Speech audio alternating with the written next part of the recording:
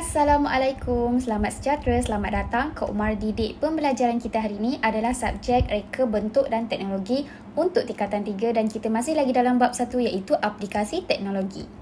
Okey, untuk subtopik hari ini kita akan masuk subtopik yang kelima. Pembelajaran kita hari ini adalah menghasilkan lakaran bahagian reka bentuk produk yang akan diubah suai berdasarkan gambar rajah blok yang terlibat.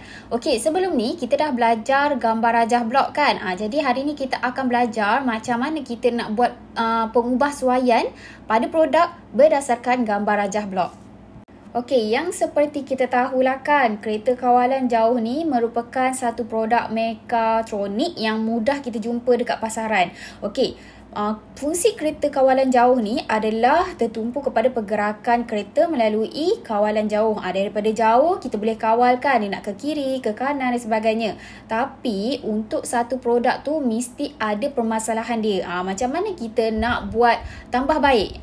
Kita kena buatlah penjanaan idea. Jadi penjanaan idea tu macam mana? Kita kena buat sumbang saran, kita kena buat perbincangan dan juga kritikan. Dekat sini proses ni kita akan dapat bincang dan kita akan cari solusi permasalahan yang dihadapi.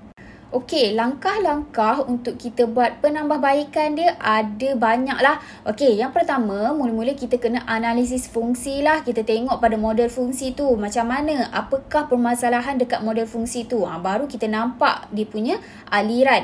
Lepas tu kita kena buat analisis berantai. Ni macam biasalah, analisis berantai ni kita akan buat pertanyaan lah. Pertanyaan demi pertanyaan baru kita dapat tahu akar permasalahan produk kita. Lepas tu kita kena cari kaedah penyelesaian. Kita nak ambil cara kaedah pemisahan masa ke ataupun kita nak ambil pemisahan ruang. Lepas tu kita pilih pula konsep prinsip. Konsep prinsip ni kita dah belajar kan, ada banyak dalam tingkatan 2 kan. Boleh tengok balik pada video sebelum ni. Lepas tu kita akan buat pembaharuan gambar rajah blok. Lepas kita dah ambil kaedah, kita dah ambil konsep, kita akan buat gambar rajah blok yang baru. Baru kita boleh buat perkembangan idea. Dekat sini kita akan buat beberapa lakaran idea lah. Lepas tu baru kita akan pilih lakaran terakhir. Lakaran terakhir ni kita akan buat produk yang baru. Okey, yang pertama kita kena pergi pada langkah analisis fungsi. Okey, kenapa kita kena buat analisis fungsi? Okey, dekat sini kita dapat mengenal pasti permasalahan pada kereta kawalan jauh. Okey, model fungsi ni dia akan tulis satu persatulah komponen apa yang ada pada kereta kawalan jauh. Jadi kat sini kita dapat gambaran keseluruhan hubung kait antara komponen. Lantai memegang roda, pemegang roda memegang roda, gear, motor AT dan sebagainya. So dekat sini kita nampak setiap komponen ni apa kerja dia kan. Okey, dekat sini kita dapati kita tak ada fungsi tambahan lah. Contohnya kereta kawalan biasa tu dia boleh bergerak kiri ke kanan dan sebagainya. Tapi kita nak ada fungsi tambahan. Fungsi tambahan tu apa? Kita kena buat pula analisis berantai. Okey, untuk analisis berantai ni, kita punya kerja dekat sini kita kena saling bertanya. Kita kena tanya sampai kita dapat tahu akar umbi permasalahan produk. Contohnya, kereta kawalan jauh rosak apabila berlanggar dengan halangan. Mengapa? Dekat sini mengapa? So, kita kena tanya apakah permasalahan dia sampai kita dapat tahu akar umbi dia. Yang pertama, kereta kawalan jauh mudah rosak kerana kekuatan badan kereta yang rendah. Maknanya nak bagi tahu luaran kereta kita tu dia tak kuat, mudah kemek. Kenapa? Sebab gerak balas pengendali adalah perlahan. Maknanya kalau kita nak brake secara mengejut tu tak boleh. Jadi dia akan menyebabkan pelanggaran pada objek lain. Okey, kita tanya lagi. Kenapa? Sebab tiada gerak balas secukupnya untuk memberhentikan kereta kawalan jauh. Maknanya kita tak nampak pun ada halangan. Jadi kita tak dapat nak kawal dengan lebih cepat lah. Jadi permasalahan yang pertama dia adalah gerak balas untuk memberhentikan kereta lambat untuk elak pelanggaran. Maknanya kalau kita tahu alert, lebih tahu awal ada objek lain, ada halangan, jadi kita boleh berhentikan awal. Jadi kat sini permasalahan dia adalah tak boleh berhenti dengan cepatlah pada kereta kawalan. Okey, permasalahan kita tengok yang kedua pula. Contohnya kereta kawalan jauh sukar dikawal apabila berada di kawasan yang gelap. Bila gelap kita tak nampak kan suasana tu macam mana. Jadi kita tanya pula kenapa? Sebab penglihatan pengendali terhad dan kurang jelas apabila kereta kawalan jauh berada dalam kawasan yang gelap.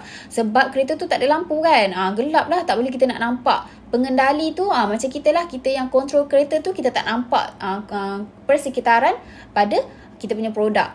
Okey, kenapa? Sebab kurang pencahayaan. Dekat sini kita nampak lah kereta tu tak ada lampu. Jadi, pencahayaan di kawasan gelap terbatas. Maknanya kalau kita nak kontrol kereta kawalan jauh tu tak boleh lah sebab duduk dalam kawasan yang gelap. Okey, langkah seterusnya adalah kaedah penyelesaian. Dekat sini kita tahu ini adalah penyelesaian masalah inventif. Okey, dekat sini kita dah tahu itu masalah inventif. Jadi kita kena cari kaedah pemisahan apa kita nak buat. Okey, antara pemisahan masa ataupun ruang, kita akan pilih pemisahan masa. Sebab untuk pencahayaan, tak semua tempat gelap kan. Ada setengah gelap, ada setengah tempat cerah. Jadi kita ambil pemisahan masa. Begitu juga dengan halangan. Kita nak break tu kan. Jadi ada tempat ada halangan, ada tempat tak ada halangan. Okey, dekat sini kita akan pilih konsep prinsip inventif iaitu tindakan awal lah. Jadi penerangan konsep kat sini adalah melakukan tindakan awal untuk mengawal risiko. Maknanya kita buat tindakan awal dulu sebelum kita dapat hadapi masalah tu kan. Okey, cadangan pengubahsuaian yang pertama, kita menambah fungsi tindakan awal seperti mengesan tahap pencahayaan. Kita letak lampu LED lah. Maknanya kita kena letak satu sensor ataupun pengesan. Kalau ada kat tempat gelap, lampu akan menyala. Maknanya kalau kat tempat cerah, lampu akan tertutup. Kat sini kita buat penambahbaikan tu. Okey, seterusnya penambahbaikan yang kedua, kita akan buat pengesan jarak selamat lah. Maknanya kalau ada halangan, dia akan bunyi buzzer lah. Akan bunyi beep, beep macam tu kan. Kalau tak ada halangan, dia tak ada bunyi. Dekat sini dia akan bagi tahu tindakan awal. Kalau gelap, dia akan nyalakan lampu. Kalau ada halangan, dia akan bunyikan buzzer. Okey, lepas kita dah pilih cara prinsip, macam mana pemisahan masa kita dah buat, kita kena ubah gambar rajah blok kita. Okey, sebelum ni, gambar rajah blok kita dekat input ni hanya ada panel kawalan tanpa wayar. Dekat proses ada mikro pengawal, output ada pemacu motor dengan motor AT baru roda berputar. Tapi bila kita dah buat penambahbaikan, dekat input ni kita tambah penderia inframerah dan juga perintang peka cahaya LDR. Penderia inframerah ni dia akan bagi tahu dekat mikro pengawal, dia akan bunyi buzz ataupun dia akan bunyi beep lah kalau ada halangan. Sama juga dengan input dekat LDR. LDR ni dia akan kesan kalau dekat tempat tu gelap. Dia akan bagi informasi dekat mikro pengawal. Jadi mikro pengawal ni akan keluarkan proses dan akan lampu LED akan menyala lah. Contoh kalau tempat gelap, lampu akan menyala. Kalau tempat cerah, lampu akan tertutup lah. Sama juga dengan inframerah ni. Kalau ada halangan, bas ni akan bunyi. Kalau tak ada halangan, bas ni dia macam biasalah, tak ada masalah. Jadi dekat sini kita tambah 4 lah, pendirian inframerah, LDR, pembas dan juga lampu LED. Okey, langkah seterusnya adalah lakaran idea. Dekat sini kita kena buat beberapa lakaran supaya kita dapat pencambahan idea lah macam mana kita nak susun kita punya komponen yang tadi kita pilih tu pada kita punya kereta. Okey, yang pertama, lakaran idea kita letak penderia inframerah pada bahagian hadapan. Dekat hadapan kereta. Jadi kalau ada apa-apa halangan bahagian depan, dia akan detect lah, dia akan kesan ada halangan bahagian depan. Okey, seterusnya kita akan tambah pembas pada bahagian atas. Kalau kita letak kat atas, lagi mudah untuk kita dengarkan. Jadi yang kontrol kereta ni pun lagi mudah alert lah kalau ada halangan di hadapan. Okey, seterusnya lakaran ID ketiga, kita akan tambahlah inframerah, kita akan tambah LDR, LED, semua dekat bahagian hadapan. Tapi ada peringkat-peringkat lah. Kat bawah sekali kita letak inframerah. Kat tengah-tengah ni lampu LED untuk keluarkan cahaya. LDR ni pula sensor untuk kesan kalau keadaan gelap, dia akan keluarkan lampu lah. Dan juga pembas untuk bunyi kalau ada halangan dekat bahagian atas. Okey, lepas kita dah siapkan beberapa lakaran, jadilah lakaran akhir. Okey, dekat sinilah kita cantikkan kita punya lakaran. Kita letak warna, kita letakkan label dan sebagainya. Dekat sini kita kena letak semua maklumat-maklumat penting lah. Sebab ini dikiranya sebagai lakaran 3D bermaklumat.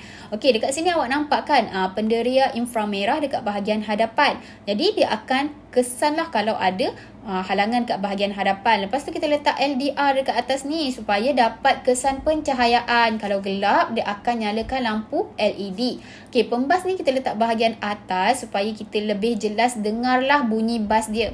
Okey, dekat sini kita kena tuliskan juga prinsip, elemen dan juga bahan. Okey, prinsip kita menggunakan keseimbangan, harmoni dan juga kesatuan. Untuk elemen, kita gunakan garisan, kita gunakan rupa, bentuk dan juga warna. Okey, juga bahan ni kita kena letaklah apa yang kita tambah dekat kereta kontrol ni kan. Kita letak pembas, LDR, lampu LED, penderia inframerah. Jadilah lakaran akhir ni barulah kita boleh bina produk baru. Jadi itu sahaja pembelajaran kita hari ini. Terima kasih kerana sudi menonton. Semoga ianya bermanfaat. Berjumpa lagi kita pada pembelajaran yang akan datang.